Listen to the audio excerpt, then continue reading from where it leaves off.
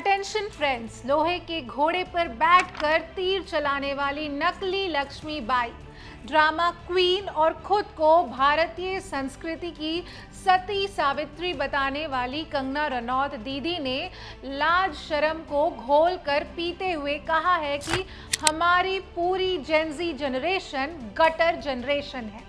दीदी ने तो ये तक कह दिया कि हिंदू लड़कियां खराब हैं, पढ़ी लिखी नहीं है और अच्छी गृहिणी नहीं बन सकती, क्योंकि ये अपनी शराब और नशा और अनैतिक सेक्स को आज़ादी कहती हैं। अरे दीदी, सच में जब देश का युवा नीट पेपर लीक जैसे गंभीर मुद्दों के खिलाफ अपने भविष्य को बचाने के लिए जंतर मंतर पर अपने हक की लड़ाई लड़ रहा था और आखिरकार अपनी जीत तय कर रहा था, तब आप एसी कमरों में बैठकर इंस्टाग्राम पर जहर उगल रही थी।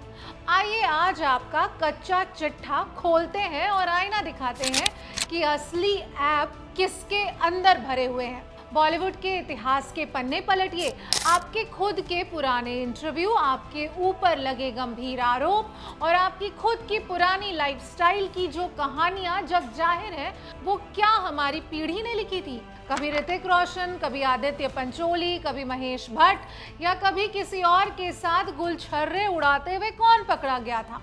अपनी पुरानी फिल्मों की बोल्ड चॉइसेस, विवादित लव अफेयर्स और कंट्रोवर्सीज के सहारे आपने करियर चमकाया और आज जब आप राजनीति में आ गई तो अचानक देश की संस्कारी सती सावित्री बन गई। ऐसा लगता है कि आप देश के युवाओं पर नहीं बल्कि अपनी ही बीती जिंदगी के फ्लैशबैक पर कमेंट कर रही हैं। इससे पहले जब देश का किसान महीनों बॉर्डर पर बैठा था, तब आपने एक बुजुर्ग दादी को 100 रुपए में बैठने वाली बताकर उनका अपमान किया था, जिसके लिए आपको एयरपोर्ट पर एक करारा थप्पड़ भी खाना पड़ा था। और आज जब देश के बुद्धिमान और पढ़े लिखे छात्र नीट घोटाले के खिलाफ सड़कों पर उतरे हैं, तो आपको उबकाई आने लगी, आपको डिजिटल डिटॉक्स की जरूरत पड़ गई। सच तो यह है कि जब भी यह देश अपने हक की लड़ाई लड़ता है, आप सिर्फ बलात्कारियों की सत्ता की चाटुकारिता का ढाल बनकर सामने आ जाती हैं। दीदी को खुद की पार्टी भी सीरियसली नहीं लेती। दीदी आपकी अपनी पार्टी बीजेपी आपके बयानों से खुद को अलग कर लेती है। आपको कई बार फटकार लगा चुकी है कि आप नीतिगत मामलों में ना बोलें, क्योंकि आपके पास उसकी समझ ही नहीं है। जैसा कि विपक्ष ने बिल्कुल सही कहा है कि जब आपकी अपनी पार्टी के लोग ही आपको गंभीरता से नहीं लेते, तो देश की ये पढ़ी लिखी पीढ़ी आपको क्यों झेले। जब आपकी अपनी कोई राजनीतिक या बौद्धिक शाख ही नहीं है, तो आप देश के सबसे उज्जवल भविष्य वाले जेनजी और जेन अल्फा पर सवाल उठाने वाली होती कौन है।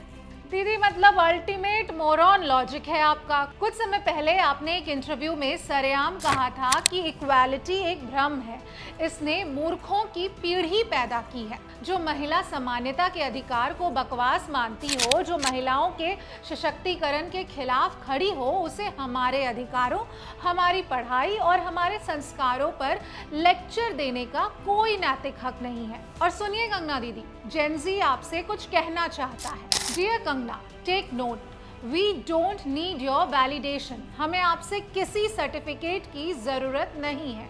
हम पढ़ना भी जानते हैं, लड़ना भी जानते हैं और अपना विजन तय करना भी जानते हैं। Keep your advice to yourself. अपनी बची कुची एक्टिंग और राजनीति पर ध्यान दीजिए। छात्रों को गटर कहने से आपका अपना स्तर गटर जैसा दिखने लगता है। वैसे भी you are just a meme content material. दीदी, इस देश की समझदार पीढ़ी आपके बयानों पर गुस्सा भी नहीं होती, क्योंकि आप उनके लिए सिर्फ एक फ्री एंटरटेनमेंट और मीम मटेरियल हैं। हालांकि हम लोग यह भी जानते हैं कि आप गांजा और चरस फूंक कर आती हैं। अब इस महिला की एडोसिटी देखिए, ये खुद तो शीशे के घरों में रहती हैं और दूसरों के हौसलों पर पत्थर फेंक रही हैं।